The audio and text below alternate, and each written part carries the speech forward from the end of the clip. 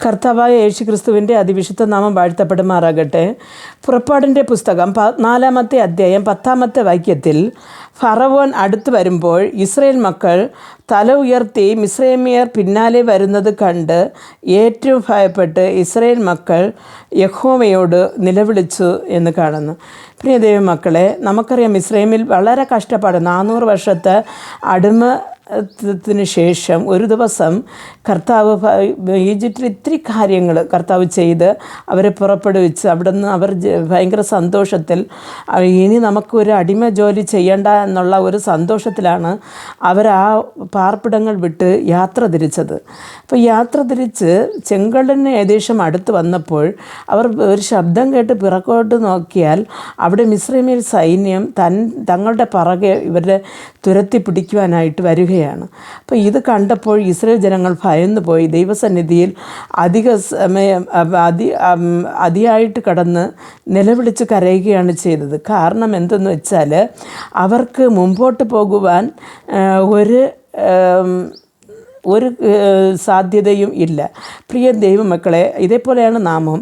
ദൈവം നൽകിത്തരുന്ന ചില അത്ഭുതങ്ങൾ നമുക്ക് അത് വളരെ ആശ്വാസമായിട്ട് നാം പോയിക്കൊണ്ടിരിക്കുമ്പോഴായിരിക്കും പുറകിൽ നിന്ന് വരുന്ന അതിനേക്കാളും വലിയൊരു സങ്കടങ്ങൾ. ഇതോടെ നമ്മൾ മുടിഞ്ഞു പോകുമെന്ന് വിചാരിച്ചിട്ട് പല നേരങ്ങളിലും ദൈവസന്നിധി നാം നിലവിളിക്കാറുണ്ട്.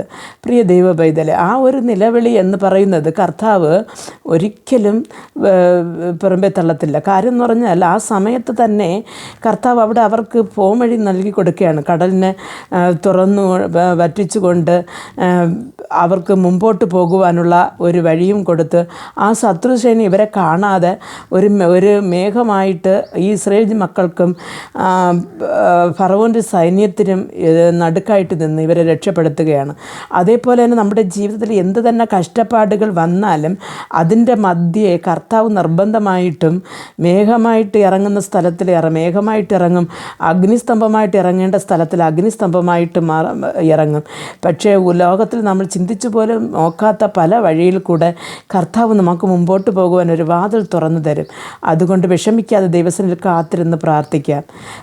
ഞങ്ങൾ അതിവാത്സല്യമായി സ്നേഹിച്ച് വഴി നടത്തുന്ന ആ സ്വർഗ്ഗസ്ഥ പിതാവേ, കഷ്ടങ്ങൾ ഒന്നൊന്നുമായി പറകോട്ട് വരുമ്പോൾ കർത്താവ് ഇനിയെങ്കിലും കുറച്ച് നല്ലൊരു ജീവിതം കിട്ടുമെന്ന് വിചാരിച്ചുകൊണ്ടിരിക്കുമ്പോൾ വീണ്ടും അതിലും ഏറെ വലിയ കഷ്ടം വന്ന് കർത്താവെ കണ്ണുനീരോടും വേദനയോടും ഇരിക്കുന്ന ഈ കുടുംബത്തോട് അല്ലെങ്കിൽ ഈ വ്യക്തി ജീവിതത്തോട് കർത്താവെ നീ മനസ്സലിയണമെന്ന് പ്രാർത്ഥിക്കുന്നു. കർത്താവെ, മുമ്പോട്ട് പോകുവാൻ വഴിയില്ലാതെ പുറകെ ശത്രു സൈന്യത്തിൻ്റെ ഭയവും ഭീതിയുമായി നിന്ന ഇസ്രായേൽ മക്കൾക്ക് കർത്താവെ ആ ഒരു ചെങ്കടലിനെ തുറന്നുകൊണ്ട് ഫറവോൻ്റെ സൈന്യത്തെ തടുത്തു നിർത്തി ഇവർക്ക് മുമ്പോട്ട് പോകുവാൻ ഒരു വഴി തുറന്നു കൊടുത്തതുപോലെ കർത്താവെ നിൻ്റെ മക്കൾക്ക് മുമ്പോട്ട് പോകുവാൻ ഒരു വഴി തുറന്നു കൊടുത്ത് കണ്ണുനീരെ തുടച്ച് ദൈവമേ ഇപ്പം നിൻ്റെ മാർബോടണച്ച് ആശ്വസിപ്പിക്കണമേ എന്ന് പ്രാർത്ഥിക്കുന്നു. യേശുക്രിസ്തുവിൻ്റെ നാമത്തിൽ പ്രാർത്ഥിക്കുമ്പോൾ പ്രാർത്ഥന കൃപയോടെ ഇട്ട് മറുപടി നൽകി തരണം നല്ല പിതാവേ, ആമേൻ.